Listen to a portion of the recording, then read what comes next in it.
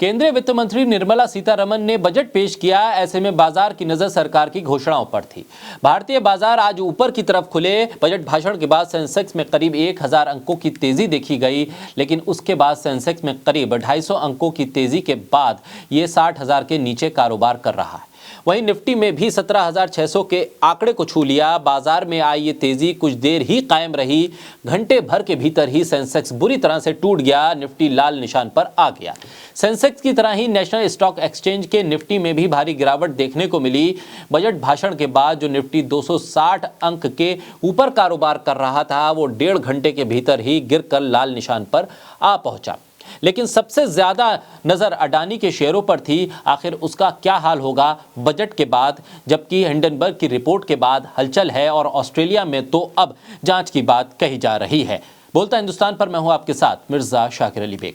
Budget पर बीते कई सालों में शेयर बाजार की हलचल को अगर देखें तो पता चलता है कि साल 2022 में 1 फरवरी के दिन सेंसेक्स 848 अंकों की बढ़त के साथ 58,862.57 के लेवल पर बंद हुआ था। वहीं निफ्टी 237 अंकों की तेजी के साथ 17,577 पर क्लोज था। साल 2021 में पहली फरवरी को सेंसेक्स 5% देखने को मिला था। इससे पहले 2020 में बजट डे पर सेंसेक्स में 2.43% की गिरावट रही थी। 2019 में बजट के दिन सेंसेक्स में 0.59% बढ़त दर्ज की गई थी। वहीं 2018 में 1 फरवरी को सेंसेक्स 0.16% टूटकर बंद हुआ था।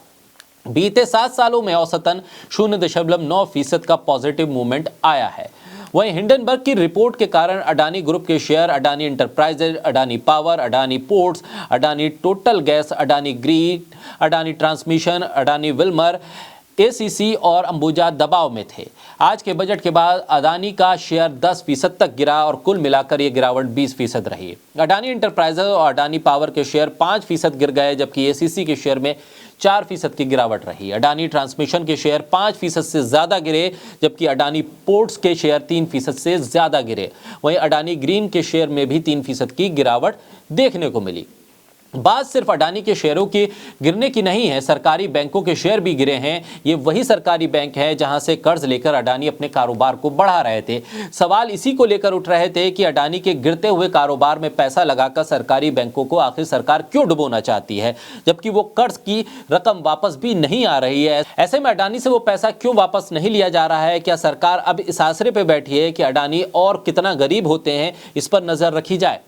इसका असर साफ देखने को मिल रहा है। अडानी के साथ साथ सरकारी बैंक भी अब लाल निशान पर आ गए। रात गई बात गई। एफपीओ सफल होने के बाद शेयर बाजार अडानी ग्रुप को बख्श नहीं रहा है। अडानी एंटरप्राइजेस के कल एफपीओ शेयर 3,200 में बेचा था, अब 2,200 के आसपास है, यानी कि वहां पर भी गिरावट है। ग्रुप के सारे शेयरों में नुकसान है। बजट के बाद बाजार ऊपर जा रहा था और अब नीचे है, यानी बजट से भी अडानी को राहत नहीं मिली है। न सिर्फ अडानी के शेयर गिरे हैं, बल्कि अमीरों की लिस्ट में भी वो फिसल गए हैं।